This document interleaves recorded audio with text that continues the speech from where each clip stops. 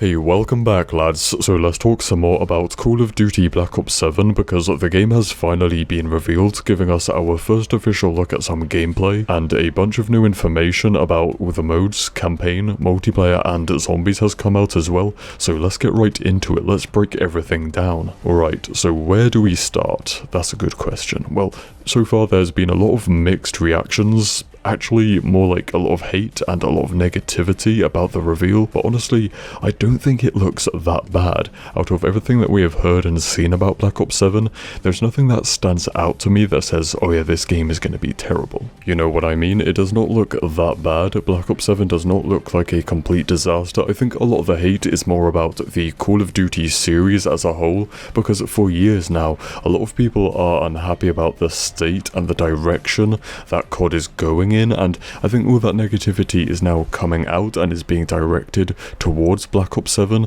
but it's not so much of a problem with Black Ops 7 itself. I'm not saying Black Ops 7 looks absolutely outstanding and is perfect, but yeah, it's also just an online trend to jump on the Battlefield hype train and the Call of Duty hate train, just like we saw back with Battlefield 1 versus Infinite Warfare, and we saw the same with Battlefield 2042 versus COD Vanguard, so it's just a similar situation here, and as I'm saying, a lot of the hate towards Call of Duty itself is actually right and is justified. In fact, I think that Black Ops 7 is doing some great things that we have been asking for, like this is the first COD game in years, like 5 years, not to have tac sprint as default. We are back to just classic guns up gameplay, which is a lot more smooth, let's be honest. Tac sprint is there, but it's a perk, so it's a choice. There are no interactable doors in multiplayer maps, so a lot of that stuff that was introduced in Modern Warfare 2019 that's been controversial is now gone, finally, here in Black Ops 7. Anyways, let's get started off with the campaign. So the campaign is a mind-bending co-op experience, so all the kind of crazy, distorted, mind-bending stuff is not just a one-off mission, but it's a consistent theme throughout the campaign and the game as well. It's all designed to be played in a squad of up to 4 players, so yeah, the campaign is, let's be honest, it seems a bit experimental, and it does seem like the leaks were accurate, that it's going to be kind of similar to the Modern Warfare 3 campaign, which was not great,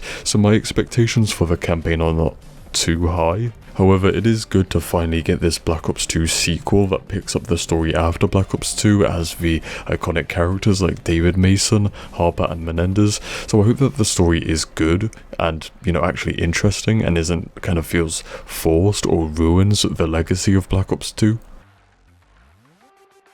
Now, I am cautiously optimistic about the multiplayer. The multiplayer looks like it should be an improvement on Black Ops 6, which isn't really saying much, I know, but we've already talked about not having tac sprint and not having doors in multiplayer maps, which is amazing news. There's also 16 maps at launch, which is a good amount. 3 of them are classic Black Ops 2 maps being remade into these futuristic Japanese themes, like Raid is now this Japanese mansion, which just looks so damn cool. Express and Hijacked are coming back too, so yeah, that gives us 13 brand new maps, which is good.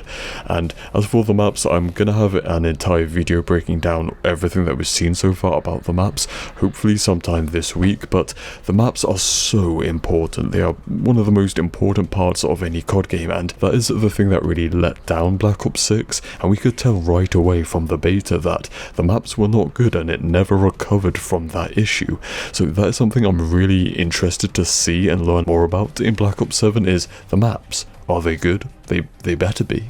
Hopefully the maps are kind of like what you'd expect to see in Black Ops 2 and 3, since that seems to be what they are going for with this game. It's like a mix of Black Ops 2 and 3 and 4 and like all those futuristic Black Ops games, so the maps should hopefully be inspired by the great maps in those games. They have also said that there's going to be more rewards and grinds, there's going to be weekly challenges and stuff like these seasonal camos and stuff like that we saw in Modern Warfare 3 that people really loved and then was missing in Black Ops 6. So yeah, there is actually a lot of positives, I'd say even mostly positives about this multiplayer. It does sound like they have actually learned lessons and are implementing good changes and stuff that we've been asking for. And last but certainly not least, the Zombies mode is a direct continuation of Black Ops 6 Zombies, literally a continuation of the story, but also in terms of like gameplay and features, it'll be very similar to Black Ops 6, you know,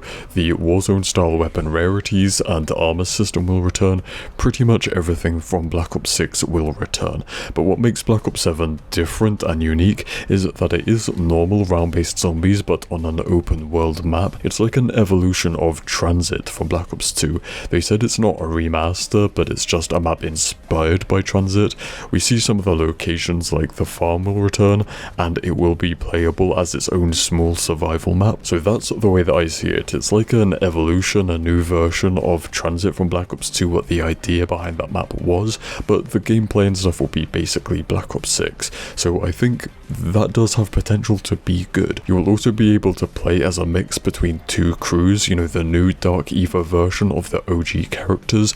They're like kind of zombified versions of Richthofen and Dempsey, Nikolai and Takio, as well as the Black Ops 6 crew, so like Weaver and Grey. So yeah, that is about that. Overall, I do think that Black Ops 7 could turn out to be better than people are kind of expecting it to be, and that is kind of a positive thing, but I, you know, can't say that's actually going to happen. We'll just have to wait and see for more information to be, you know, released and for us to actually be able to play the game ourselves soon in the beta. So yeah, I think for now that's about that, so stay spicy and I'll see you in the next one. Cheers.